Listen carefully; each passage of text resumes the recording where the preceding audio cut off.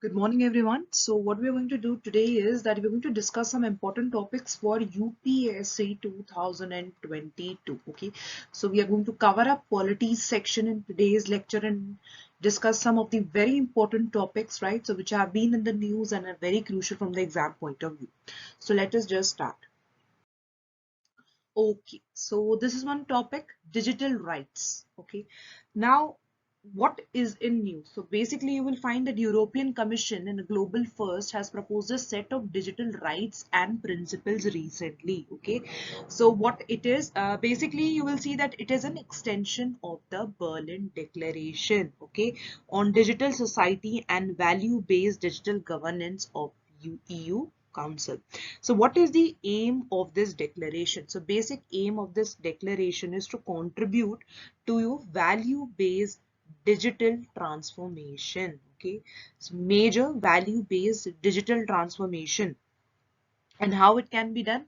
So they want to address and ultimately strengthen the digital participation and digital inclusion in the society. Okay, and with the aim, the basic aim, to protect people's rights, support democracy, and provide a guide for policy makers and companies when they are dealing with the new technologies.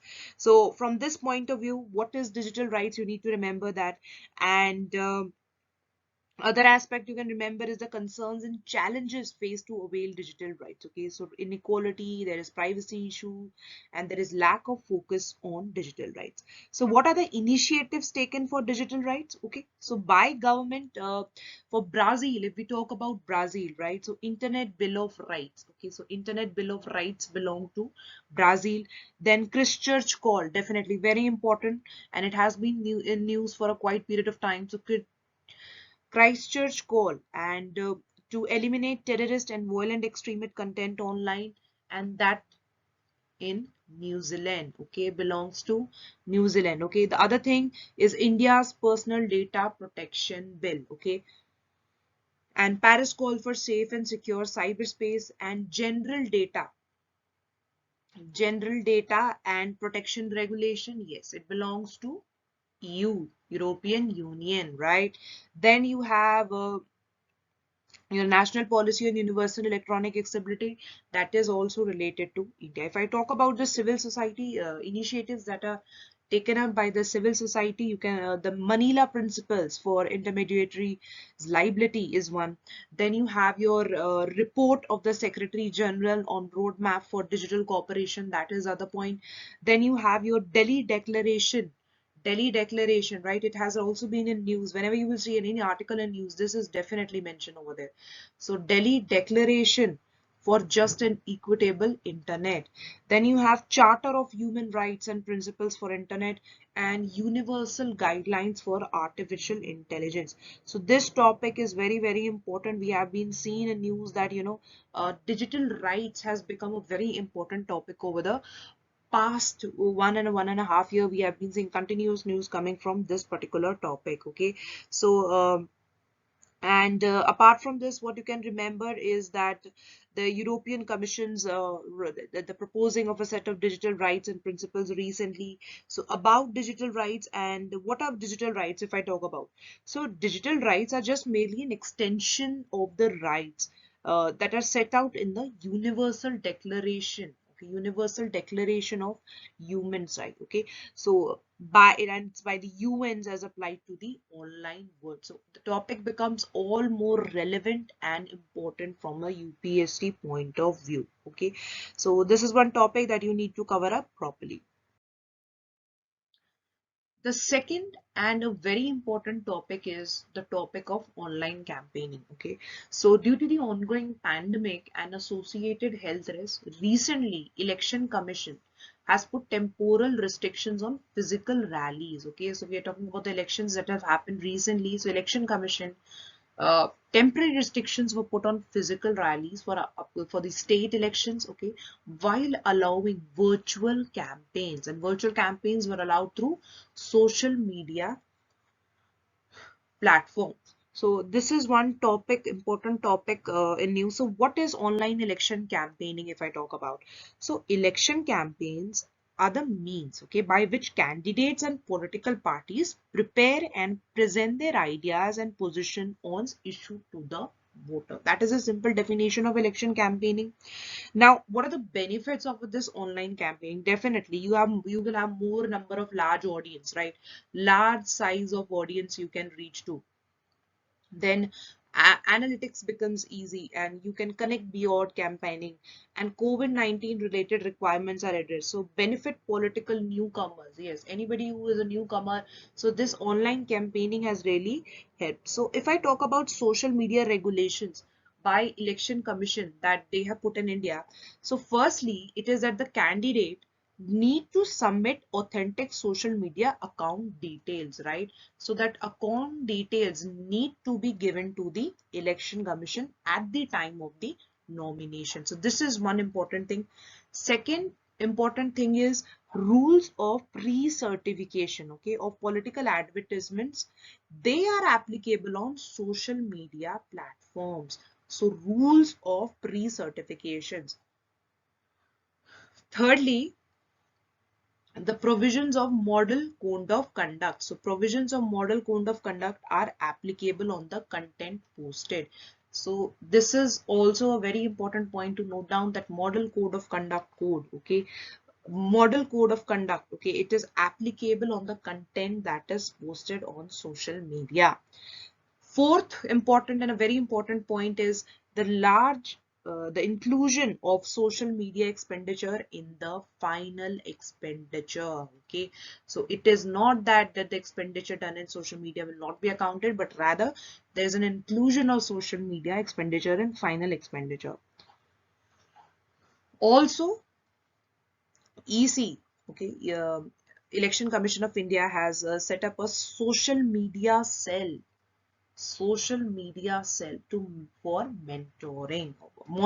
Okay, so social media cell has been developed to monitor the things on time to time basis. Okay, then from this particular topic, the other things that you need to remember that are concerns that are raised against this online campaigning, like on veg issues and the sources of financing, that become very difficult to tackle it. Also, one more important thing related with the elections that have happened recently, that election commission, right? So election commission enhanced the existing election expenditure limits for candidates in parliamentary and assembly constituencies. The expenditure limit was enhanced, and the reasons that were cited was that there is substantial increase in the number of electors, and cost inflation index, okay, has also been seen a hike over the time period. So if I talk about a Lok Sabha,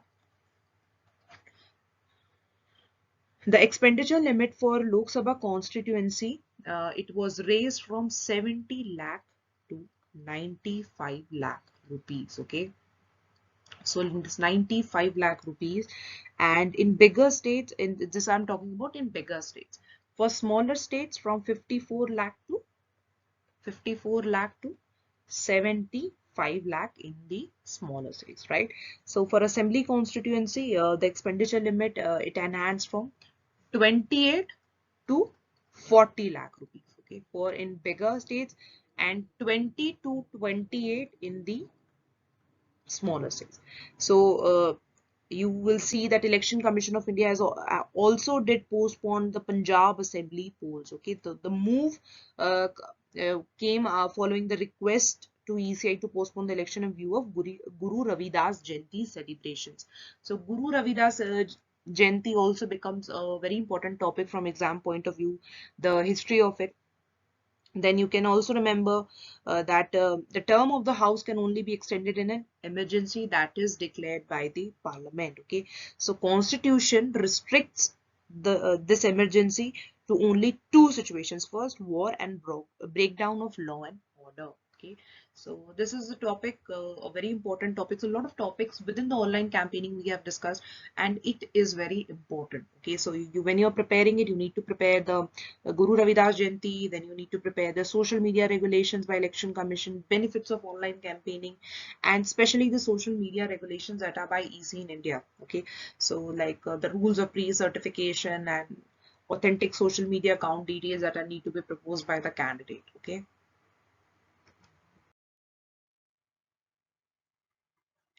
So another very important topic, and we have been hearing this topic for almost 2 years now. So local reservation in private sector.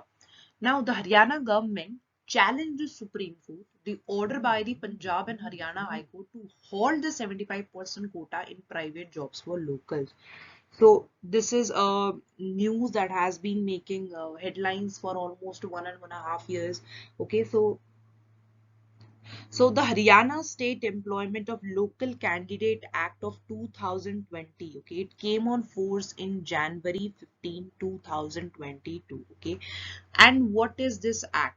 So basically, this act aim to provide 75% reservation, not even 50, 75% reservation for the local youngsters in private sector jobs, okay. And the condition is that they offered a monthly salary of less than 30K, less than 30,000. So what it covers, it is going to cover your private companies, your societies, trust and partnership firms, okay.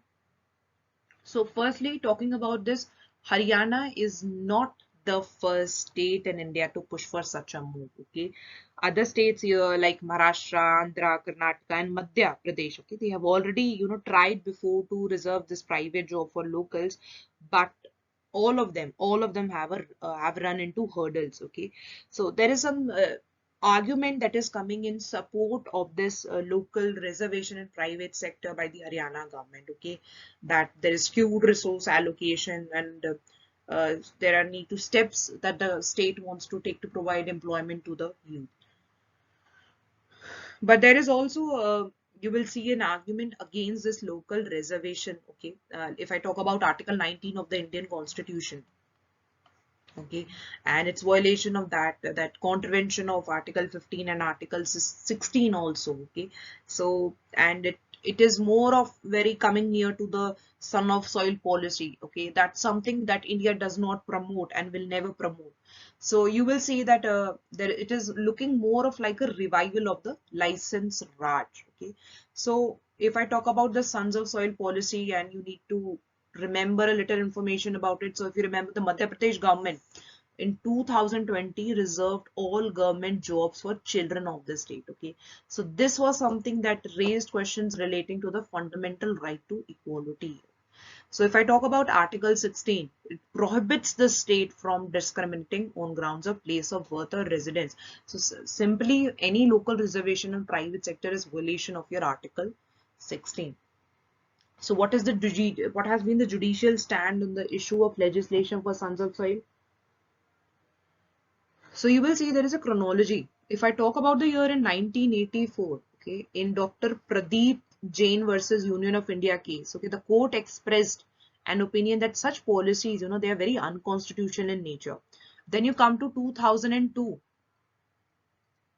In 2002, the Supreme Court invalidated appointment of government teachers in Rajasthan, in which the state selection board was giving preference to the applicants belonging to the districts or the rural areas of the district concerned.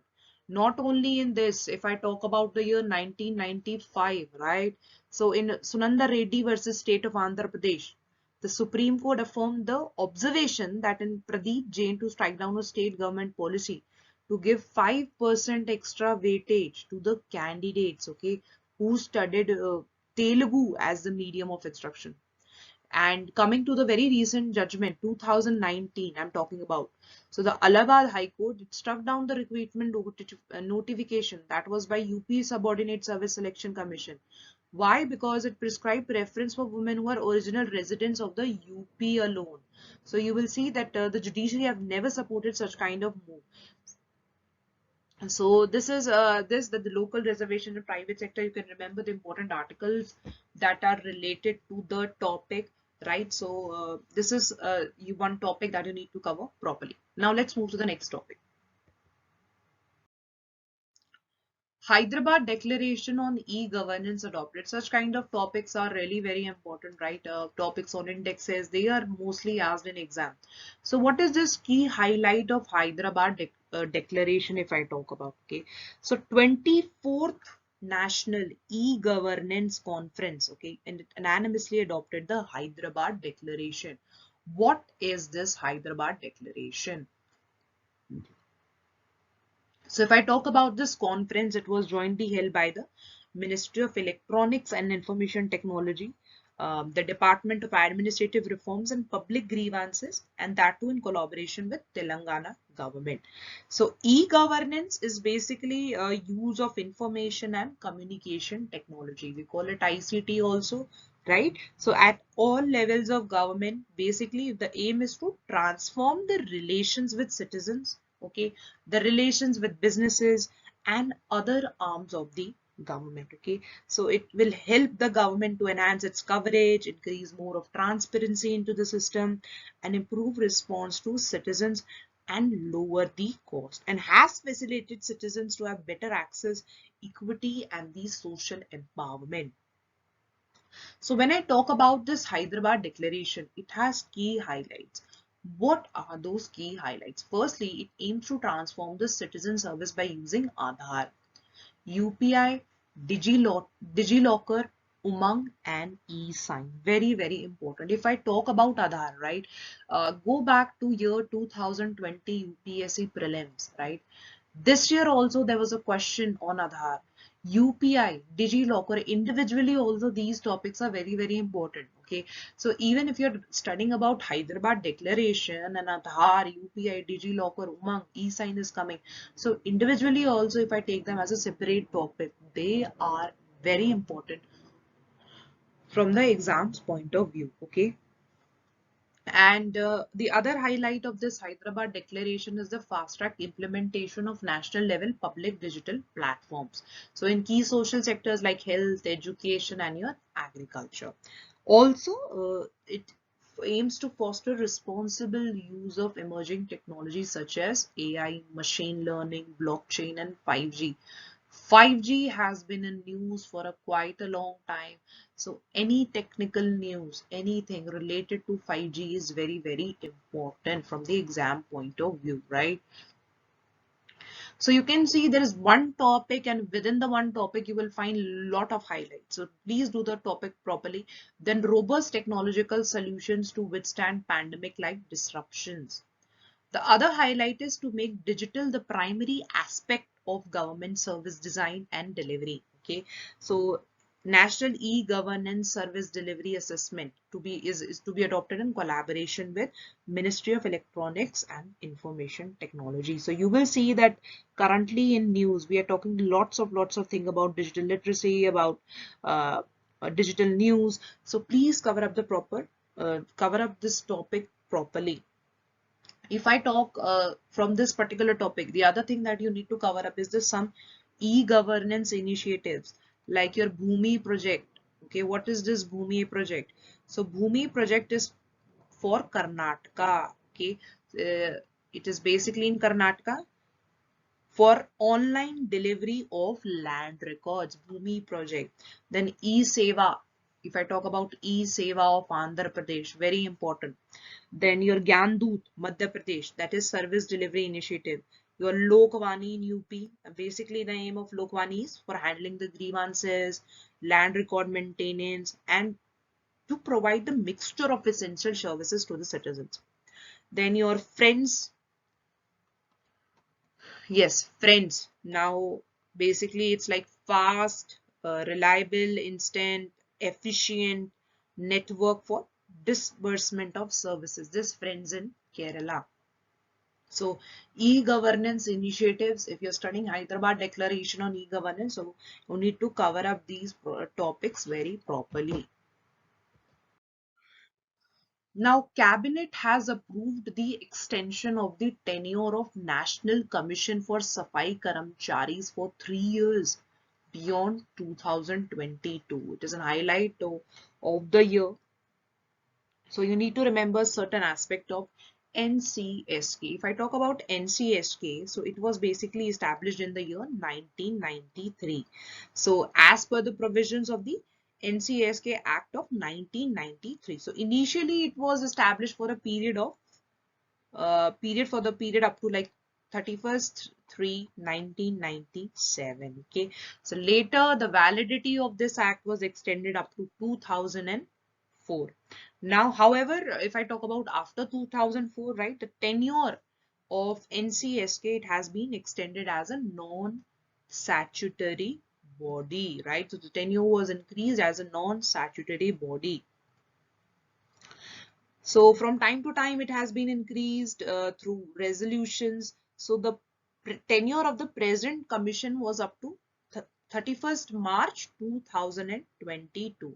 Now the cabinet has recently approved the extension of the tenure of the National Commission for Safai Karamcharis. Okay. Now what is the role of NCSK? So basically giving recommendations to government regarding specific programs for welfare of Safai Karamcharis, okay, and also for the prohibition of employment as manual scavengers. So manual scavenging is also very important topic. From that perspective, this topic becomes all more vital and important, okay. Also, NCSK, if I talk about it, inquires into complaints regarding any contravention of the act. So what is this significance? Why this extension has a great significance? So though the government, you will see that previously it has taken many steps for the upliftment of the Safai Karamcharis, the deprivation that they are suffering, right? It suffered by them in this socio-economic and educational term is still far from being eliminated. So still the things continue, and manual scavenging is not something that it's not happening. Uh, Other day, every alternate day, we are hearing that somebody lost its life due to manual scavenging. So it is really a concern, really a big concern. So you see that hazardous manual cleaning of sewer and septic tanks, they continue to be an area of work, and we will see. Also, in one of the articles, it was mentioned that manual scavenging, about, if I talk about, so especially SCs, STs, and OBCs, okay, they are the ones who are doing this job. So even this is one important thing. So the first is SCs and STs, okay. The major number of people who are manual scavengers, they belong to the SC and ST category. Second is the OBC, and third, very few, I would say, from the general category. So this was also one of the statistics that was released recently. So this National Commission for Safai Karamcharis, as it is proposed by the government, it will, this body is going to continue to work towards achieving the goal of complete mechanization of the sewer or septic tanks cleaning in the country, and for the rehabilitation of manual scavengers. Okay, for this topic, what is important, if I talk about, okay, when was National Commission of Safai Karamcharis first established? Okay, so it was 1993. Very important. The year of formation is important. Then how it has been increased, what kind of body it is, and it has been increased for 3-year term, not more than that, but for 3-year term. You can remember it.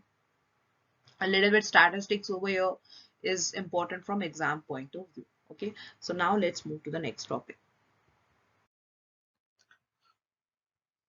Another topic that has been in news is regarding India-Israel relations. So India is in dialogue with Israel, okay, for concluding a free trade agreement on the occasion of 30th anniversary of the establishment of diplomatic ties between the two countries.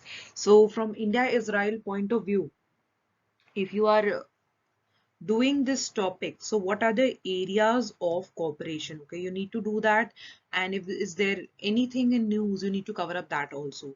So cyber security, then other is your oil and gas cooperation between the two countries, and then your science and tech is one particular area, then in your space field, then film production. So these are the areas you need to remember. If I talk about the areas of cooperation, so there are political relations between the two countries, and full diplomatic relations between India and Israel were established in the year 1992. Okay, so which were upgraded to a strategic level in the year 2017. So recently, India and Israel, along with US and UAE, have formed the new Quad. Okay, new Quad or the Middle Eastern Quad. Okay, very important. So what is this new Quad? To work, basically, the aim is to work on furthering the economic and political ties between the four countries. What are the four countries? India, Israel, US, and UAE. If I talk about the economic and commercial relations, so bilateral trade between the two countries is quite high. So India is Israel's third largest trade partner in Asia and seventh largest globally. So trade in diamond, if I talk about, so trade in diamond constitutes close to 40% of the bilateral trade. Okay, so in recent years, this bilateral trade has diversified into various other sectors, as we just talked about. So pharmaceuticals is also one, your agriculture, IT, homeland security, and telecom. Okay.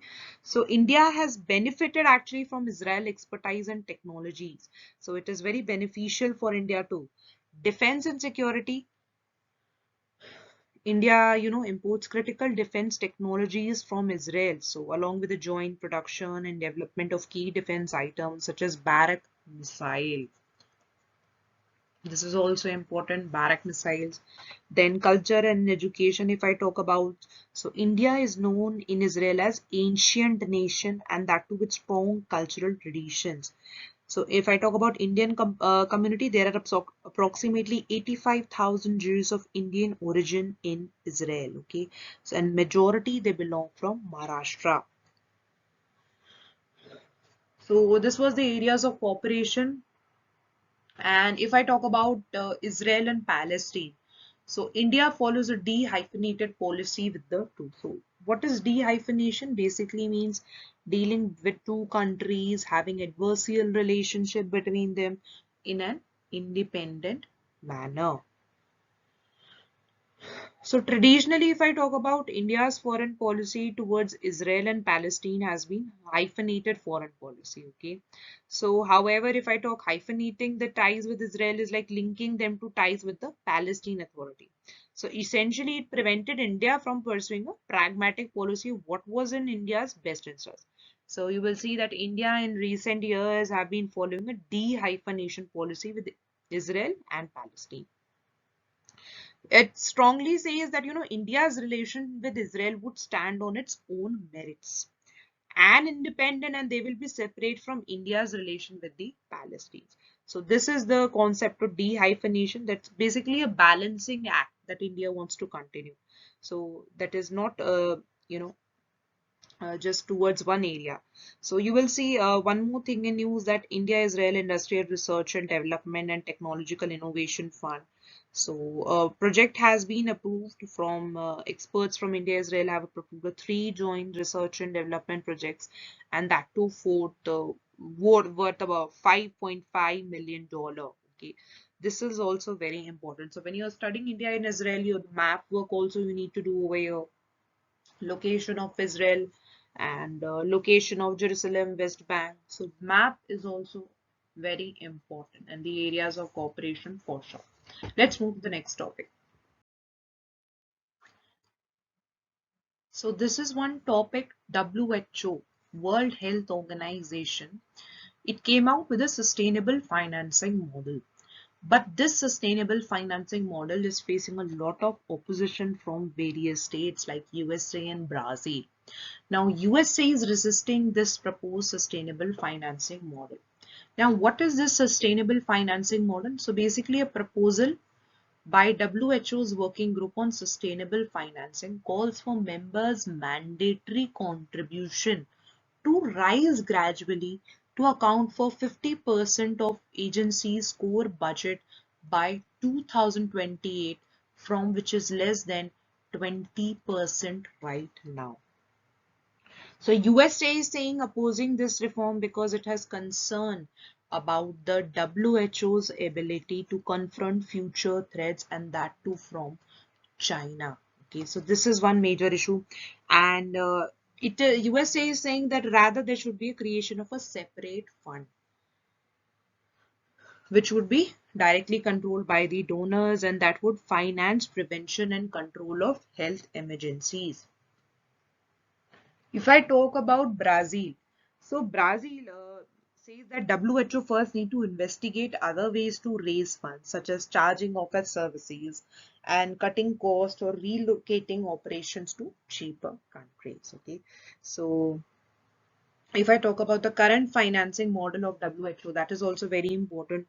So the WHO budget largely consists of two types of funding. Okay, two types of funding. Firstly, one is the assessed contributions, and the other is the voluntary contributions. Okay, so WHO's work was previously funded entirely by this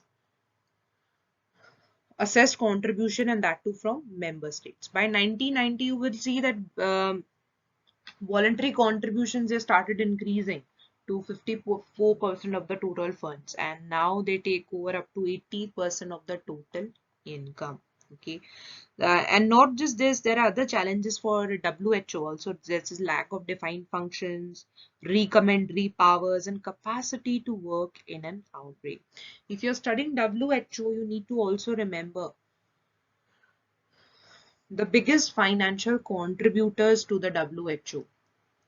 So USA is first, then comes China, then Japan, then Germany, then you have UK, then France, Italy, and Brazil. So this is also one thing that you need to remember when you're studying WHO. So what are the core functions of WHO? Like providing leadership, shaping the research agenda, setting norms and standards, articulating ethical and evidence-based policy options, providing technical support is one, and monitoring.